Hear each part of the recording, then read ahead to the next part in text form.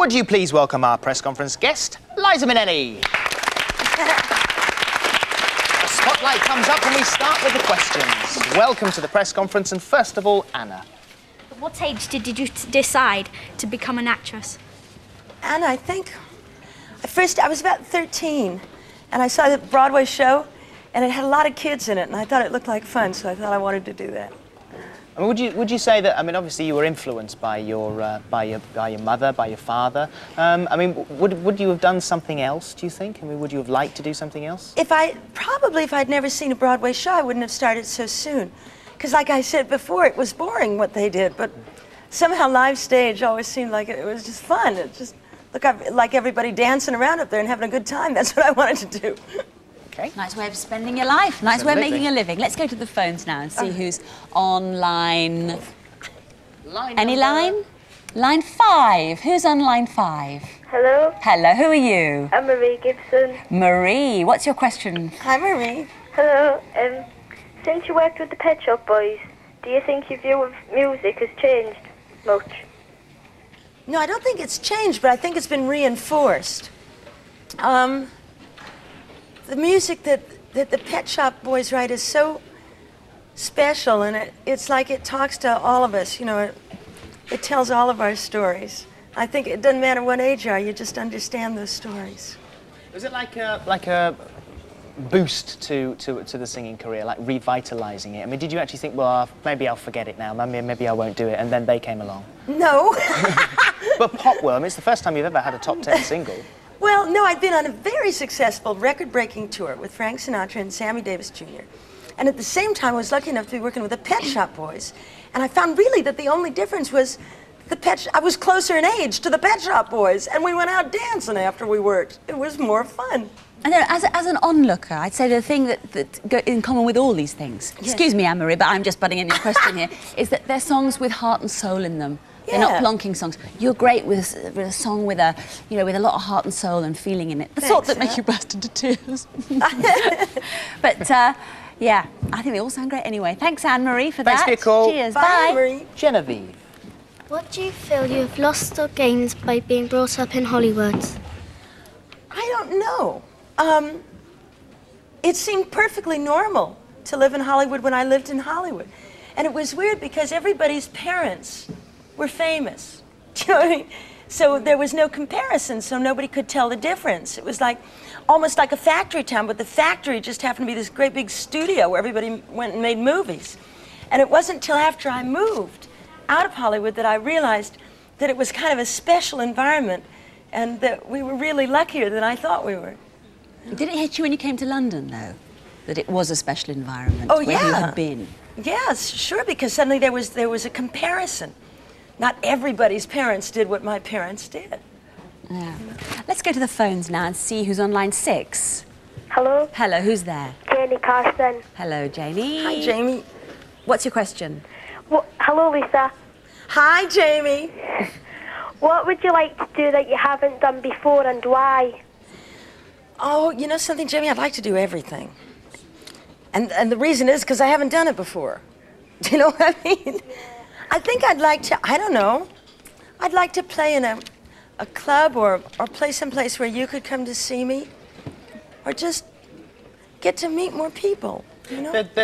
So the concerts that you perform at, I mean, Yes. we talked about the Ultimate event earlier on, which are obviously very expensive and for older fans. Right. What about younger fans who are going out and rediscovering Liza Minelli or discovering her for the first time? Yeah.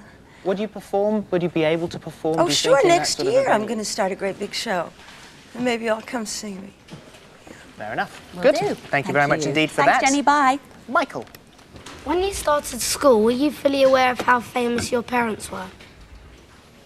No, because like I said before, Michael, everybody's parents were famous. You know, so it was like I went to school with I don't know, you probably have never heard of a man called Donald O'Connor, but like Gene Kelly's kids or Fred Astaire's kids or any of like the old movie stars who lived in Hollywood. I mean, everybody's parents were really equally famous, so mine were just part of the group. Back to the phones. Who's on line 7? Hello?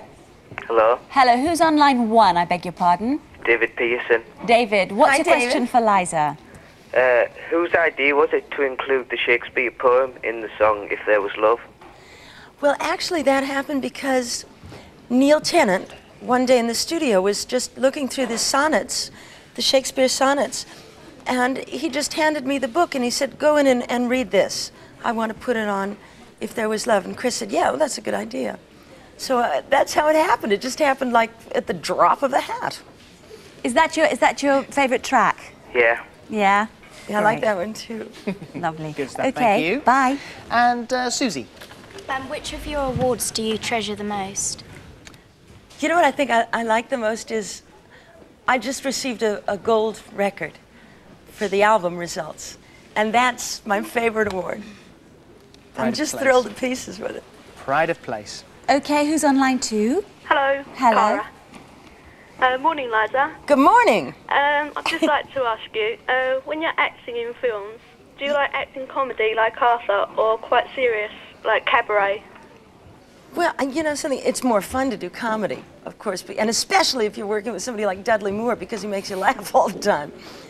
But I like both of them.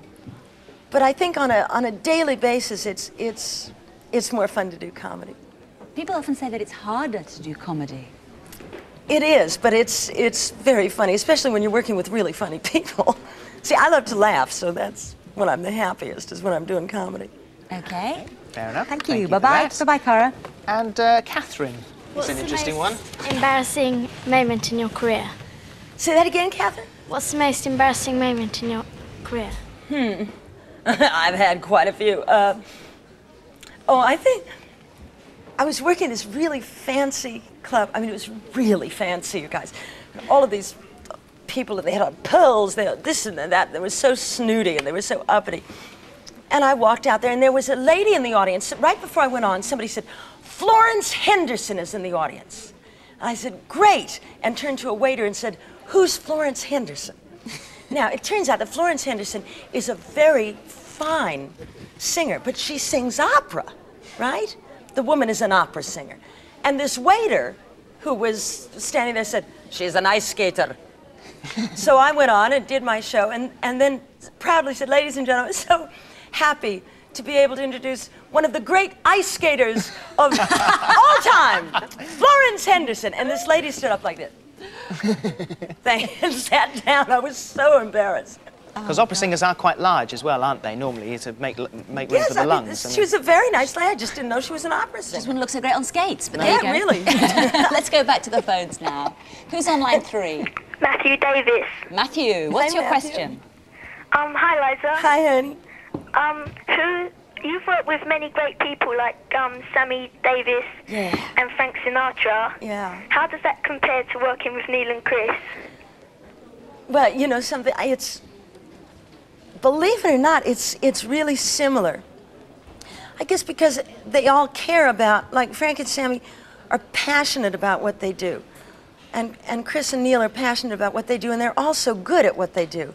Even though it's slightly different music and it's different fields, they love it. And being around people that love what they do is always inspiring, and it's wonderful. I was lucky to work with all of them.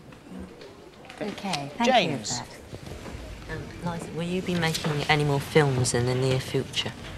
Yes, James, I will. In fact, I'm going to make this year a film with a French director called Claude Lelouch. But that makes me happy because it means that I get to be over in France for a couple of months, and I can come here on the weekends.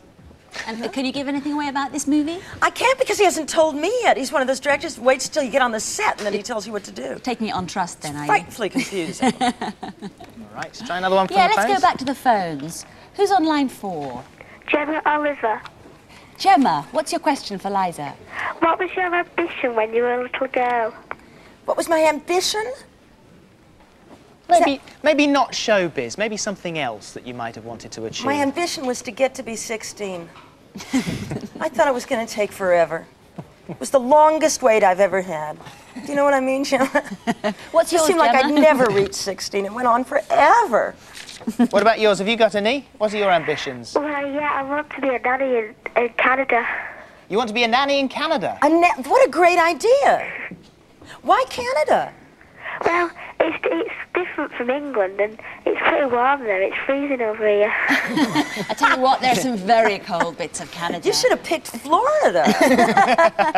That's a nice place too. Thanks for your call. Gemma, thank you. Bye-bye. Bye. Liza, thank you very much indeed. Thank you. for coming Thank in this all morning. of you. It's about. I think we have some awards for you coming on now. The What? guys are bringing you some awards. That many, so we felt a bit sorry for you. Oh, gee, thanks a lot. Thanks, guys. Thanks, guys. You want to dust these for me, Yeah, Philip? sure. I'll dust them all off for you. You just put them on that wardrobe. Oh, I love these awards.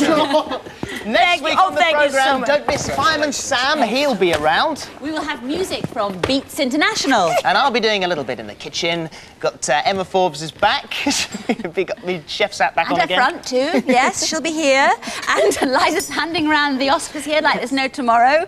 You can see what happened, Philip mentioned it earlier, but you can see what happened when Bros went to tea with young Claire Austin. Woo! And one of this country's most prominent actresses, a great fan of the programme, we've heard, so we're very pleased to welcome Judi Dench into the programme next week.